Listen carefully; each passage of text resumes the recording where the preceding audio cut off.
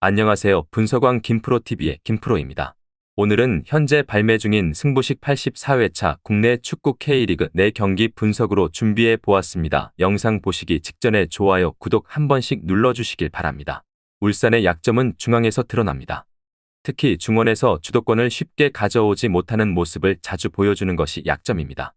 지난 경기에서도 강윤구와 김민혁의 폼이 좋지 않았고 특히 빌드업에서의 실수로 인해 실점에 가까운 상황이 자주 노출된 것이 아쉬웠습니다.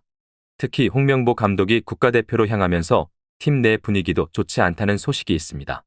광주는 전반적으로 울산에게 강했습니다. 지난 3번의 대결에서 광주가 모두 승리를 기록했을 정도입니다. 특히 광주가 적극적으로 압박에 나서면서 울산의 약점을 찌르고 들어간 것이 효과적이었다고 볼 수 있습니다. 다만 광주 역시 이번 시즌에는 결정력에서 뚜렷한 능력을 보여주지 못하고 있습니다. 공격에서의 기복 있는 모습이 아쉬운 시즌입니다. 무승부를 기대해 볼 수 있습니다. 기본적으로 광주가 강한 압박으로 울산을 잘 상대해왔습니다.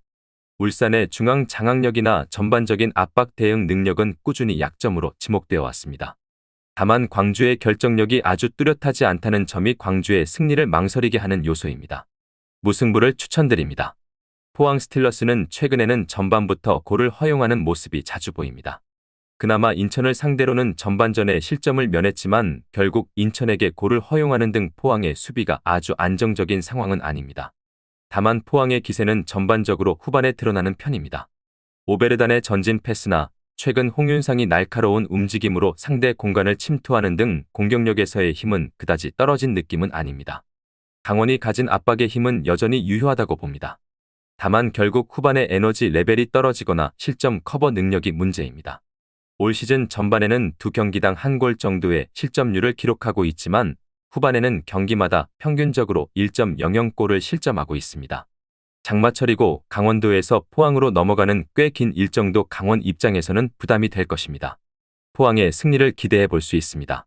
기본적으로 포항도 최근에는 실점 빈도가 꽤 잦은 상황입니다. 하지만 후반전에 강한 면모가 있고 강원 역시 후반에 에너지 레벨이 떨어지면서 압박 강도와 수비적인 집중력이 떨어집니다. 적어도 포항이 최근 득점력에서는 문제를 드러내는 모습은 아닙니다. 포항 스틸러스 승을 추천드립니다. 전북현대는 여전히 늪에서 빠져나오지 못하고 있습니다. 김두현 감독이 최하위를 탈출하기 위해 상당히 실리적인 접근을 하고 있지만 공격과 수비 모두 애매한 상태입니다. 특히 지난 경기에서는 홍정호가 출전한 상황에서도 2골을 실점하는 등 여전히 새 판을 짜야 하는 전북의 수비진은 구멍이 많은 상태입니다. 사실 역습 성향에서도 윙어들에게 전개를 맡기는 해저 축구 성향이 강해 다른 팀들이 대응하기 어렵지 않다는 평가입니다. 서울이 어느 정도 실수를 하여 전북이 3대2로 승리할 수 있었습니다. 투톱 전술이 제주에게 중원에서 어느 정도 자유를 부여했습니다. 하지만 제주의 전개는 이탈로가 막히면 거의 할 수 있는 것이 없다는 평이 중론이며 지난 라운드 기준으로도 중원에서의 패스 수치는 11위에 그쳤습니다. 사실 이탈로도 공격에서의 정권을 가지기에는 부족한 면모가 강하다는 평가가 있습니다. 이 때문에 투톱 중 한 명이 너무 많은 부담을 가지게 되어 부작용이 큽니다. 무승부 가능성을 기대해 볼 수 있습니다. 전북의 현재 기조 자체가 애매한 상황이며 제주 역시 지난 경기에서의 득점력을 재현하기에는 중앙에서의 전개 능력이 상당히 투박한 편입니다. 전반적으로 전북도 역습에서의 세부적인 전술적 움직임이 잘 보이지 않아 언더 가능성도 점쳐볼 수 있습니다. 무승부를 추천드립니다. 대전을 상대로는 약한 모습을 보여왔습니다. 특히 지난 경기에서 투톱을 세우다가 미드필더 장악력이 떨어져 제주전에서 패배했는데 대전을 상대로도 비슷한 면모를 보였습니다.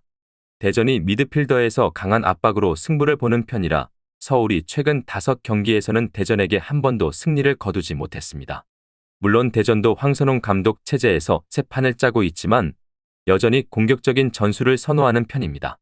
지난 경기에서는 대전에 희소식이 있었습니다. 물론 무승부에 그친 결과 자체는 아쉽지만 마사와 김준범이 복귀하여 이 두 선수의 호흡으로 경기를 무승부로 만든 것입니다. 황선홍 감독이 공격진 뎁스 문제로 부임 이후 어려움을 겪었지만 현재 복귀한 선수들이 많아진 점은 대전에게 상당히 긍정적인 소식입니다. 서울이 대전을 상대로 약한 편인데 서울의 미드필더 역량이 투톱을 가동하는 공격적인 상황에서는 문제가 됩니다. 대전도 여전히 공격적인 전술을 선호하며 지난 경기에서는 마사와 김준범의 복귀와 공격 포인트 기록 등 뎁스 면에서 꽤 좋아진 것이 눈에 띕니다. 무승부를 추천드립니다. 오늘 준비한 승부식 84회차 국내 축구 K리그 4경기 분석은 여기까지입니다. 추가적인 선수들의 부상 현황 및 복귀 현황은 커뮤니티와 댓글을 통해서 공지할 예정이며, 보시는 분석이 여러분들의 결정에 조금이나마 도움이 되었다면 구독과 좋아요 한 번씩 부탁드리도록 하겠습니다.